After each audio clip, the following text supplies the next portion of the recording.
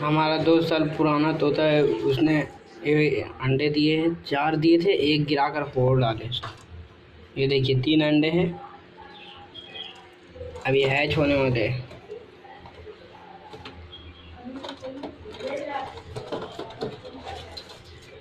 और अपडेट देखने के लिए हमारे चैनल को लाइक और सब्सक्राइब करिए।